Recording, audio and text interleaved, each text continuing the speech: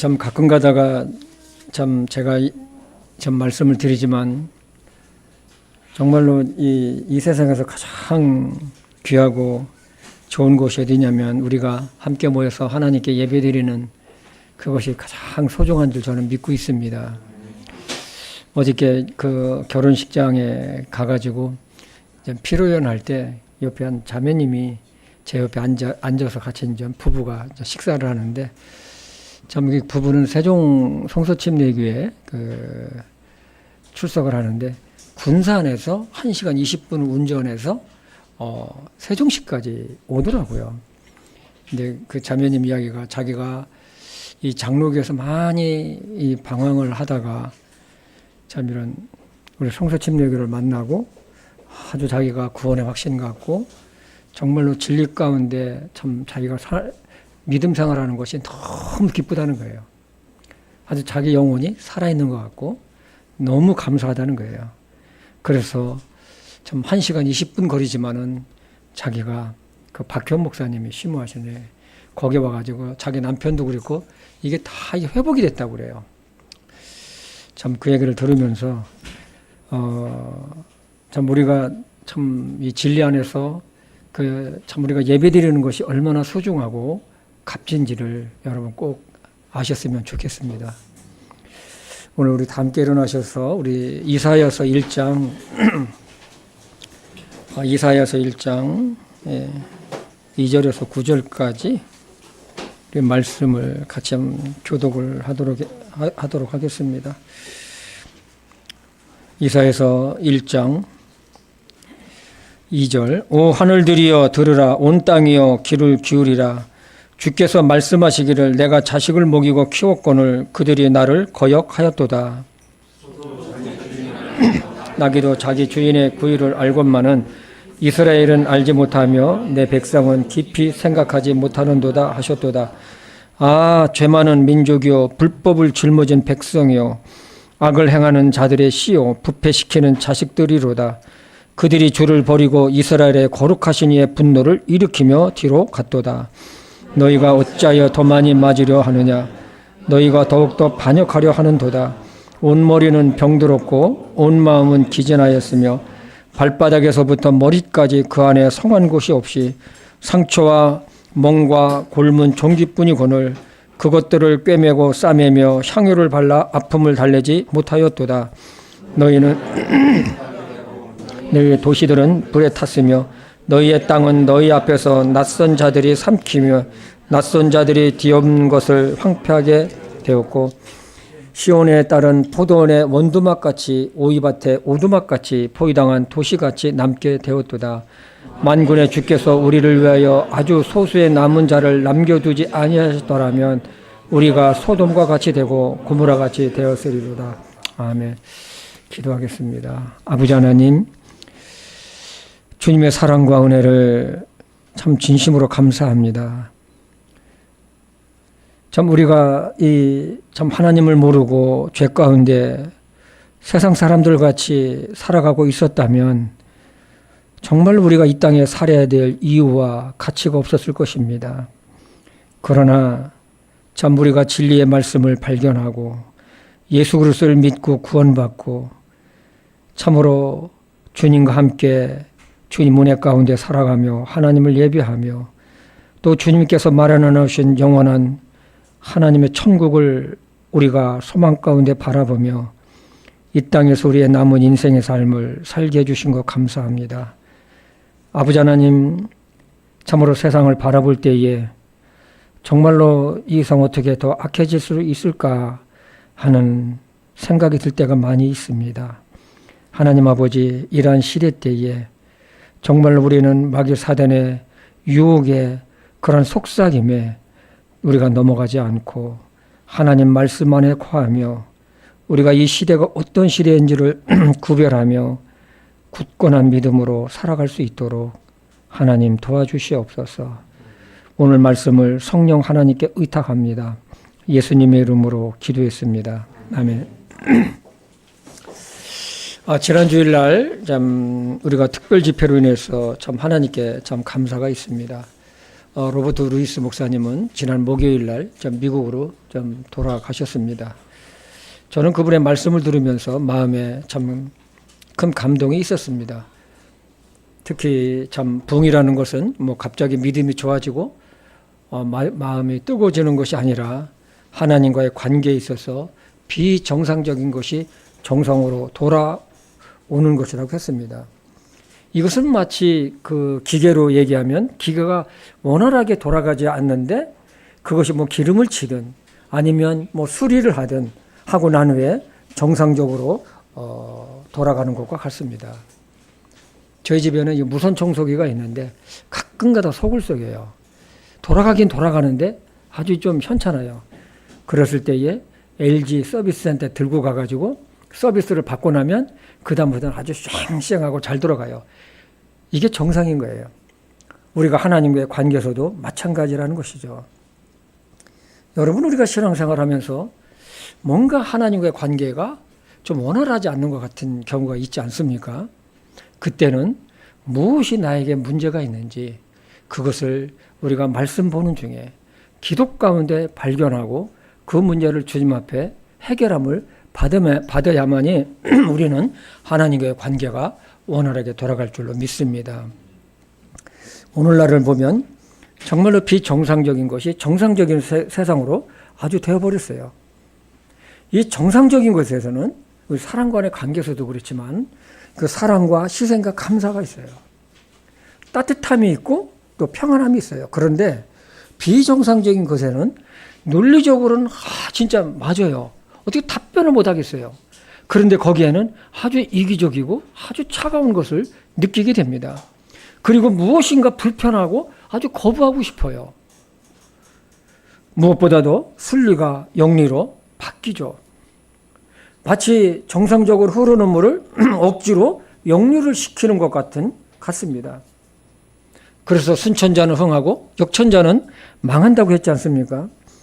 하늘의 뜻에 순종하는 자는 잘 되지만 역으로 사는 자는 망한다는 것이죠. 하늘의 뜻은 창조주신 하나님을 말합니다. 그 이유는 하나님께서는 우주 만물을 만드실 때 하늘의 태양과 달과 별들을 창조하셨고 이 우주 만물의 주인이 되시는 분이 바로 하나님이시잖아요. 하나님은 모든 우주 만물과 자연의 법칙이 한치의 오차도 없이 운행되도록 만드셨어요. 이 안에서 사람들은 창조자이신 하나님을 경배하며 그 말씀에 순종하며 살도록 하셨습니다. 그런데 이 인간들은 마치 바벨탑을 쌓듯이 하나님의 법칙을 계속 깨요. 하나님의 법칙을 깨고 더 나아가서 도덕과 윤리마저도 저버리는 세상으로 만들었어요. 짐승도 하지 않는 동성애가 세상을 덮고 있고 이것을 국가적으로 인정을 하고 행사까지 하는 것을 우리는 잘 알고 있습니다. 동물이 이 사실을 안다면 웃을 것 같아요.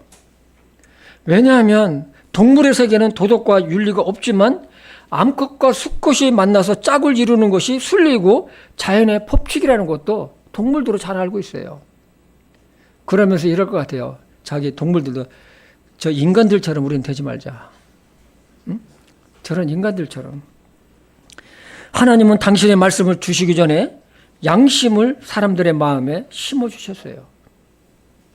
그 양심이 하늘의 뜻을 알게 하셨고 선에 속하도록 하셨고 하나님을 찾게 했습니다. 그래서 사람들이 위기시에 자신도 모르게 하나님 도와주세요 라고 했던 것입니다. 사람들은 그 양심의 바탕에서 도덕과 윤리라는 것을 만들어냈어요. 그러나 지금은 어떻습니까? 인간들의 화려한 이성적인 논리로 도덕과 윤리와 양심을 무너뜨렸어요. 역천자가 되었습니다. 예전에는 하나님을 두려워하는 것이 있었어요.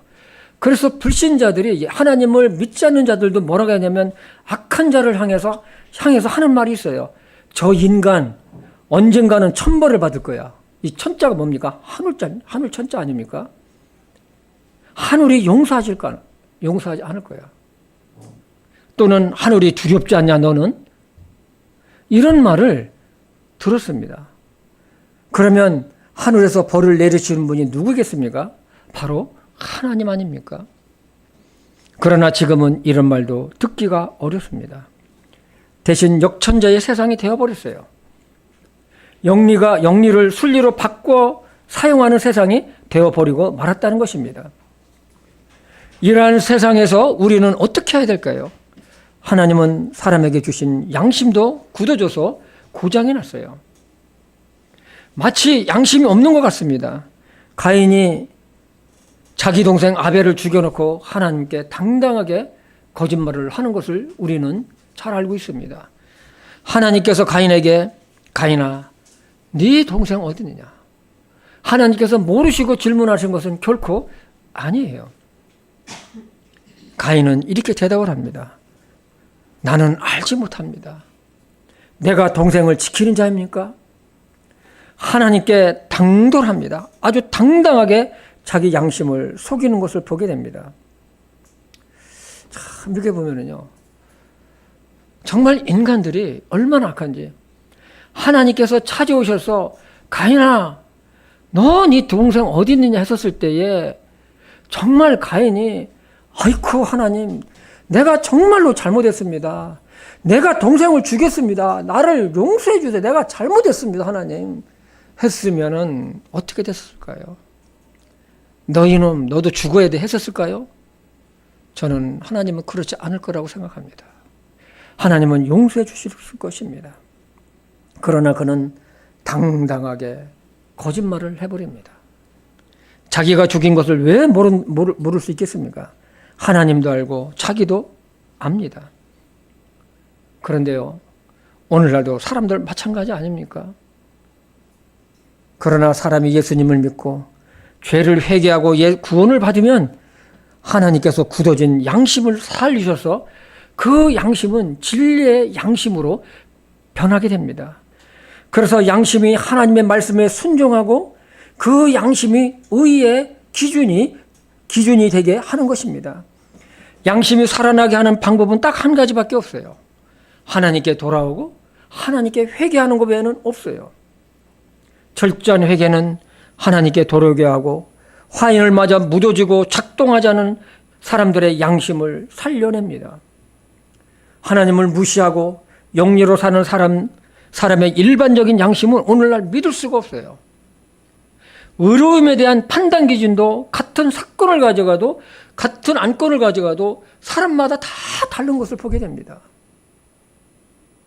예수 그리스도를 믿고 구원받으면 죽었던 영이 살아나는 것처럼 양심이 살아나면 하나님의 말씀에 반응을 하고 그 말씀에 순종하게 됩니다.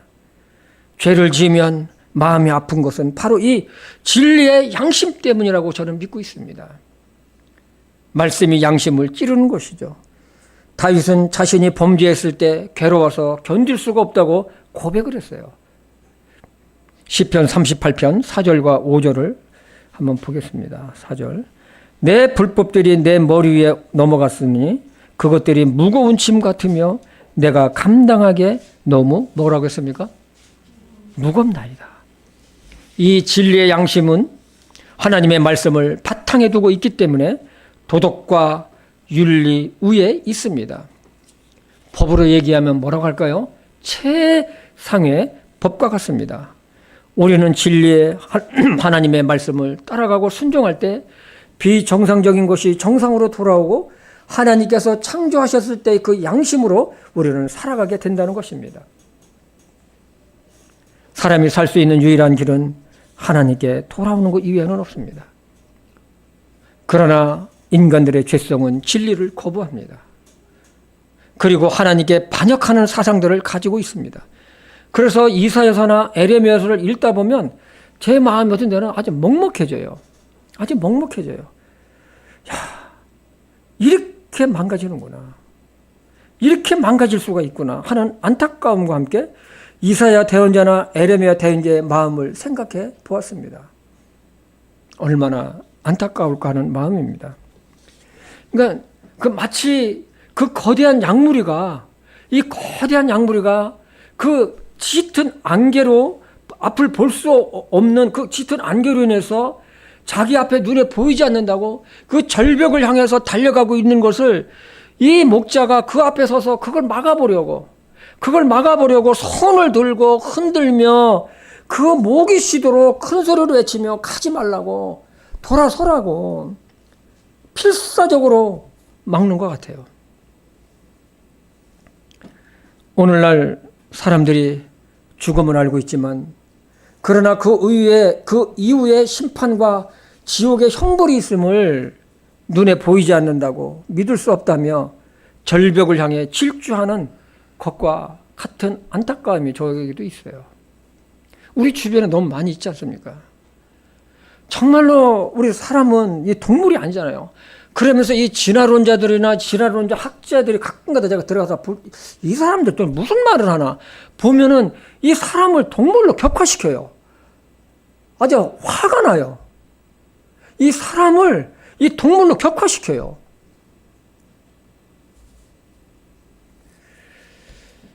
그래서 지금 이대로 가면은 모두 절벽 밑으로 떨어져서 죽을 것이라고 온 힘을 다해 외치는 대언자들의 모습을 생각해 봅니다. 이사야 대언자는 이렇게 외칩니다. 우리 이사야서 1장 2절에서 4절을 한번 같이 읽어보겠습니다.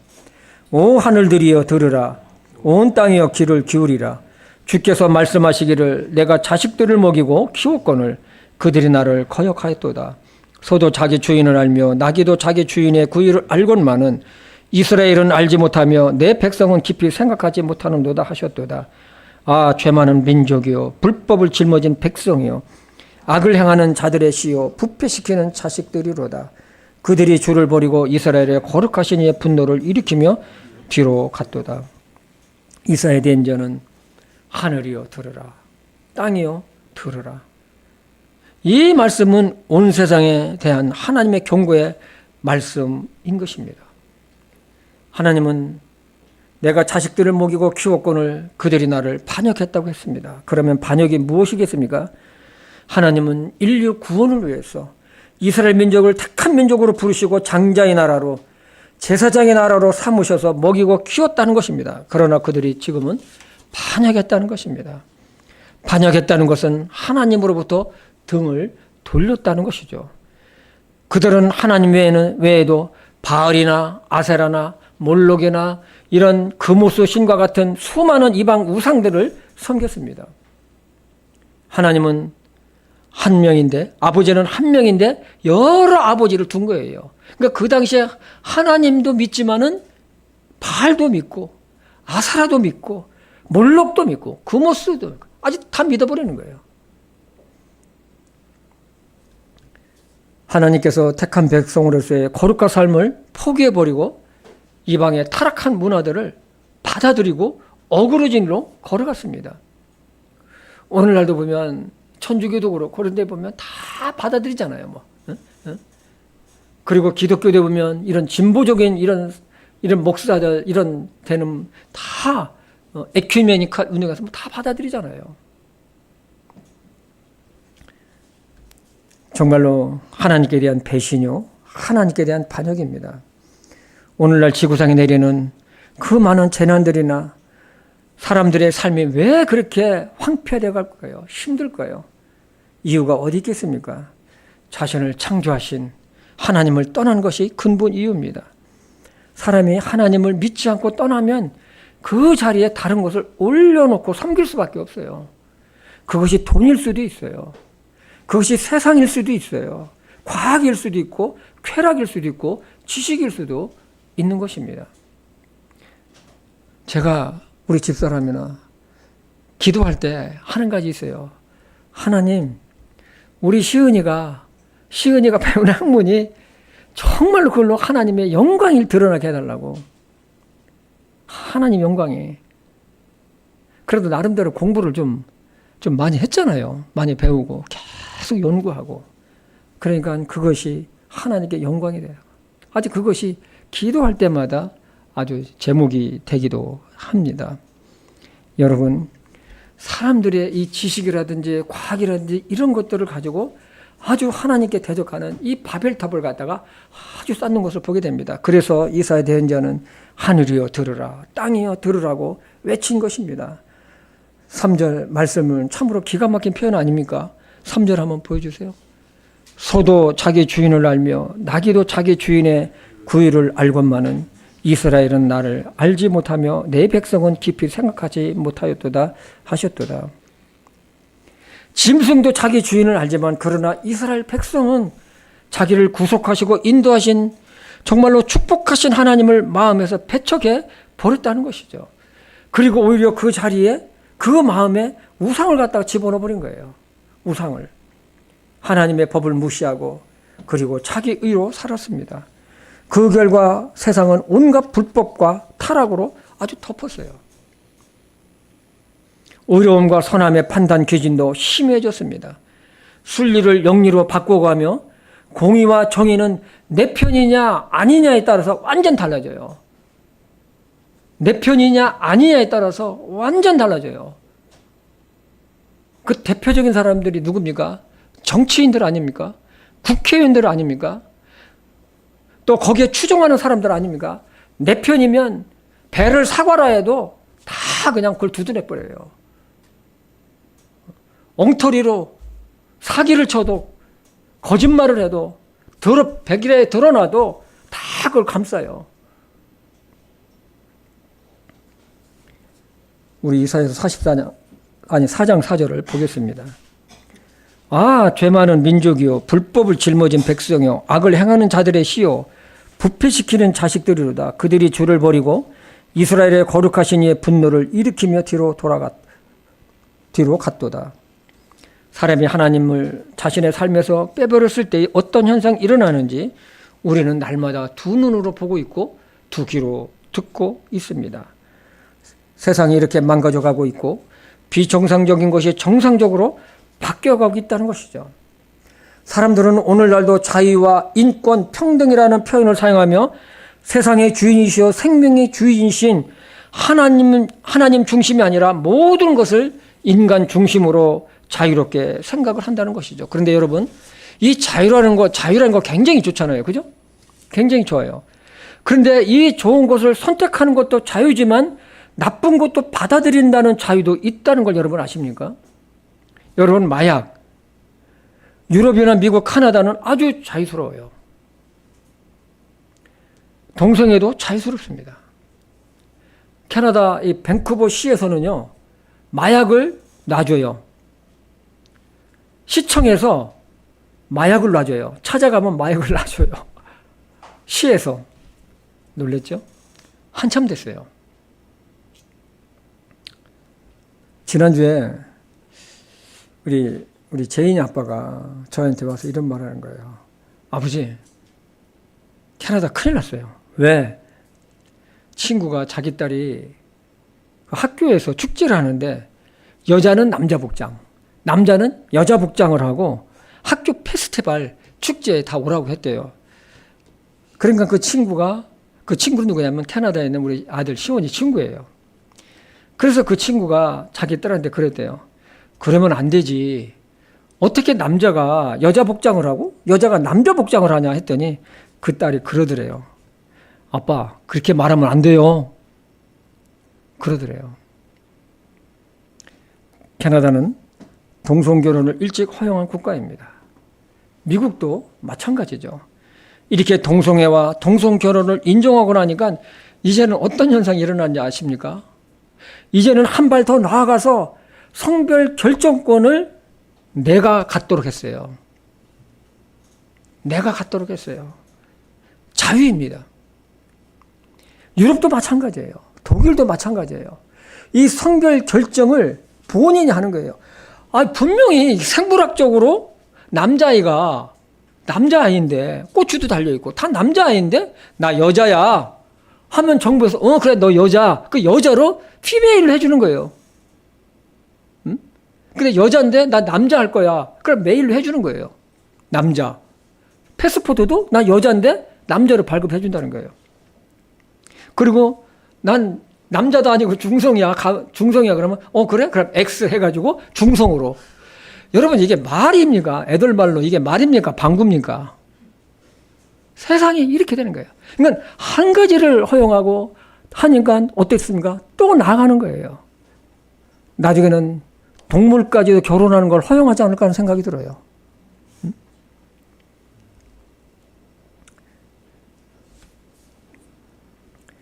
이런 어처구니 없는 일들이 지금 세계에서 벌어지고 있어요. 2년 전에 YTN 뉴스는 이렇게 보도를 했습니다. 그걸 제가 따왔어요.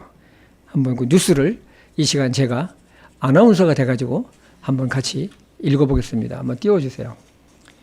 미 국무부가 미국 여권 발급 시 신청자가 성별을 직접 선택할 수 있도록 한다고 밝혔다. 미 국무부는 토니 블링컨 국무장관, 지금도 이 사람이 국무장관이잖아요. 이름으로 성명을 내고 여권 발급과 영사보고서 발급 절차를 개선한다고 전했다. 영사보고서는 해외에 있는 미국 시민권자 부모에게서 태어난 아이가 미국 시민권을 취득했음을 인정하는 문서다. 국무부에 따르면 앞으로 미국 여권, CRBA 발급 등을 신청하는 이들은 자신의 성별을 남성 또는 여성으로 스스로 선택할 수 있게 된다. 국무부는 신청자가 선택한 성별이 다른 신분증과 성별과 일치하지 않아도 의료 증명서를 요구하지 않을 방침이다. 아울러 남성과 여성이라는 이분법을 거부하는 제3의 성을 뜻하는 논 바이너리 여성과 남성이 혼합된 간성, 자신의 성별을 남녀로 규정하지 않은 젠더 비순응 등을 여권과 CRBA에 추가하는 방안도 추진한다. 다만 이 작업은 기술적으로 복잡하고 광범위한 시스템 개선이 필요해 상당 기간 소요될 것으로 보인다. 국무부는 해당 여권 소지자들이 원활하게 여행할 수 있도록 관계기관과 긴밀히 협조하겠다고 밝혔다. 아울러 유사한 변화를 시도하는 다른 국가와도 상당한 협의를 거쳤다고 설명했다. 이 나라들 어딘지 아십니까? 유럽하고 호주, 뉴질랜드, 캐나다 다 이런 나라입니다. 블링컨 장관은 성소수자를 포함한 모든 사람의 자유와 존엄성, 평등을 증진하기 위해 노력하고 있다며 존 바이든 대통령은 취임 이후 미 전역 정부 기관에 성소수자 인권 증진과 보호를 위한 조처를 하라고 지시했다고 밝혔다. 여러분 기가 막히지 않습니까? 우리가 이런 세상에 지금 살아가고 있습니다. 자연의 승리를 이렇게 세상은 자연의 순리뿐만 아니라 하나님의 창조 질서까지도 완전 영리로 바꿨습니다. 몇 년 전에 미국에서는 웹 디자이너가 소송을 당했어요.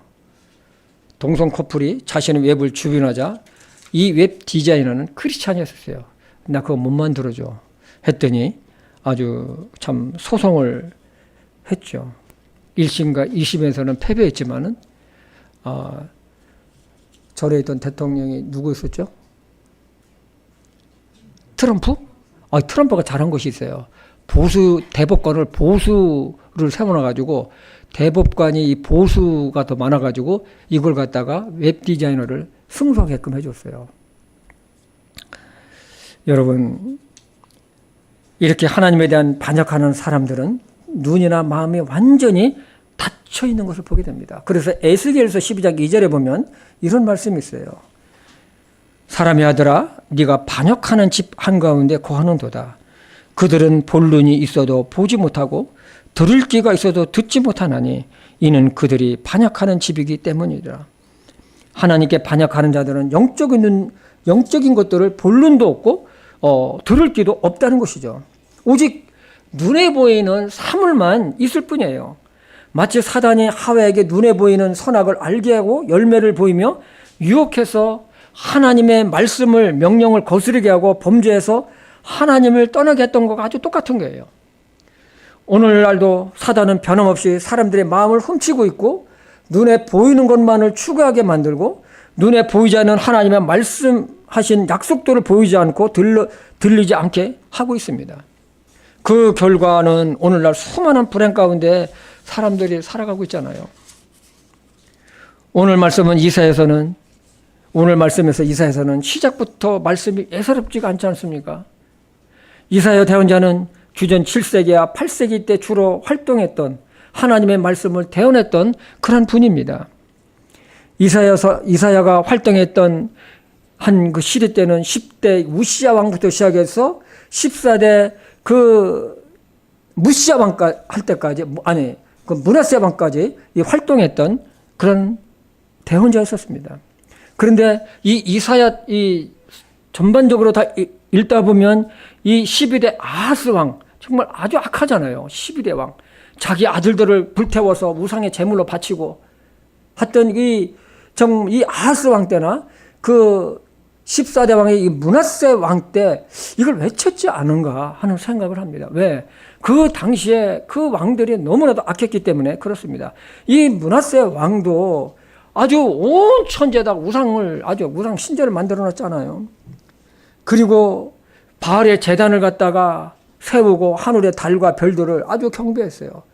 하나님의 성전 뜰에다가는 하늘의 일월성신을 아주 모시는 제사를 드리는 제단을 쌓았어요. 이사야 대언자의 눈에 그런 것을 봤었을 때에 여러분 어떻게 되겠습니까? 그리고 자기 아들을 불태워 죽이고 마술사들의 애들에게 때를 살피겠습니다. 때를 살핀다는 것은 점치는 것을 한다는 것이죠. 얼마나 참 어리석습니까? 그래서 성경에 하나님의 눈앞에서 악을 많이 행하여 하나님의 분노를 일으켰다고 했습니다. 우리 열왕기하 21장 6절을 보겠습니다. 또 자기 아들을 불 가운데로 지나가게 하며 때를 살피고 마술을 행하며 부리는 영들과 마술사들과 관계를 맺고 주의 눈앞에서 악을 많이 행하여 그분의 분노를 일으켰으며 우리 열왕기하 21장 16절을 또 보겠습니다. 또 므낫세가 주의 눈앞에서 악한 것을 행하여 유다로 하여금 죄를 짓게 할 때에 이용한 자기의 죄 외에도 또 무죄한 피를 심히 많이 흘려 마침내 예루살렘을 이 끝에서 저 끝까지 피로 가득하게 하였더라. 참으로 이사야 대언자가 맺힌 말씀은 그야말로 처절할 정도였습니다. 왜냐하면 지금 같은 불의한 상태에서 우상 숭배가 이 천지를 덮은 상태에서 계속 머무르면 하나님께 돌아가지 않으면 멸망을 불을 보듯 너무나 떠나기 때문에 그렇습니다. 그의 마음은 타들어갔어요. 향후 유다 왕국이 어떻게 멸망할 것인지를 알고 있기 때문에 그렇습니다. 결국 므낫세 왕은 아수르 제국에 의해 포로로 잡혀가는 그때 상황을 이렇게 성경은 기록하고 있습니다. 우리 역대하 33장 11절입니다. 그러므로 주께서 아시리아 왕의 군대 장관들을 그들에게 보내심에 이들이 므낫세를 붙잡아 가시들 가운데 놓고 족쇄로 결박하여 바벨론으로 끌고 가니 그는 포로로 잡혀가서 그곳에서 하나님을 찾습니다. 자기를 낮추고 하나님께 회개를 합니다. 하나님께서는 그 회개를 들으시고 그를 회복시키셔서 예루살렘으로 돌아오게 합니다.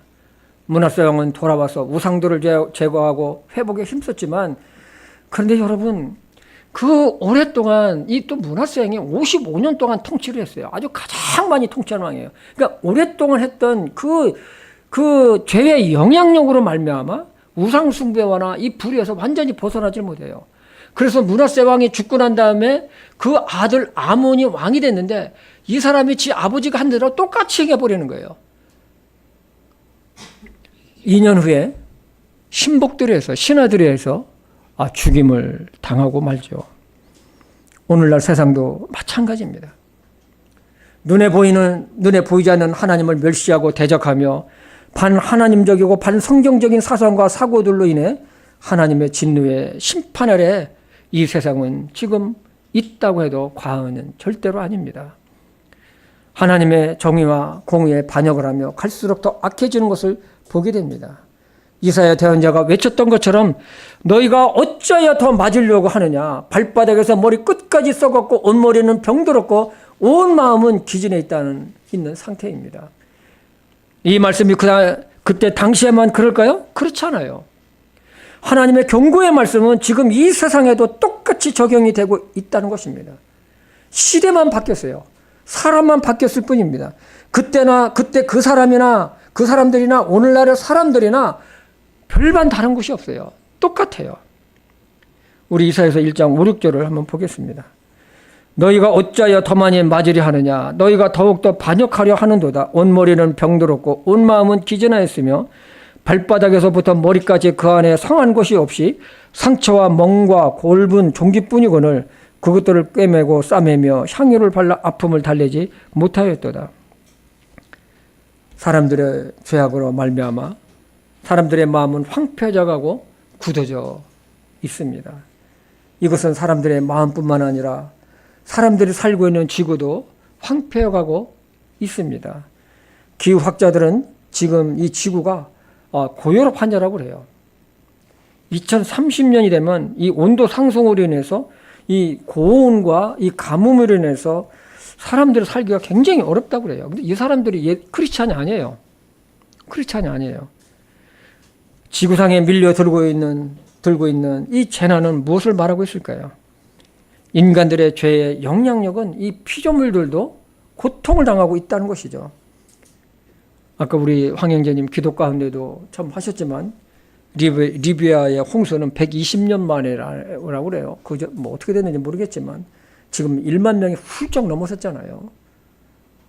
그리고 모로코도 마찬가지죠. 10,000명이 넘는 사람이 죽었는데 여기도 뭐 정확한 통계가 안 나온다고 그래요. 얼마나 많이 죽었는지. 여러분, 이 세상에는 우연이라는 것은 없어요.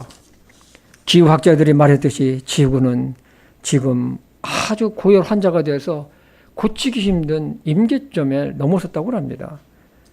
앞으로 7년도 채 안 남았는데 상당히 우려스러워요. 그 전에라도 예수님이 다시 오셨으면 참 좋겠습니다. 아멘. 이라는 세상에서 희망은 없을까요? 있어요. 그것이 이사야서 1장 18절입니다. 한번 같이 볼까요? 주가 말하노라 이제 오라 우리가 함께 변론하자. 너희 죄들이 주홍 같을지라도 눈같이 희게 될 것이요 진홍같이 붉을지라도 양철같이 되리라. 너희가 즐거이 순종하면 땅에 좋은 것을 먹을 것이로되. 지금 이 시대는 주님의 은혜보다도 회개가 있어야 하는 시대입니다. 회개가 없는 하나님의 은혜는 없기 때문에 그렇습니다. 하나님은 이사야 대언자를 통해 말씀하셨어요. 야, 너 돌아와라. 응? 너 죄가 주홍 같을지라도 너 깨끗하게 될 거야. 응? 그리고 너희가 즐겁게 순종하면 땅에 좋은 것을 먹는다. 이 시대는 정말로 하나님의 그 은혜가 필요한데 은혜를 정말 내려줄 수 있을까 하는 생각이 들 때가 있습니다.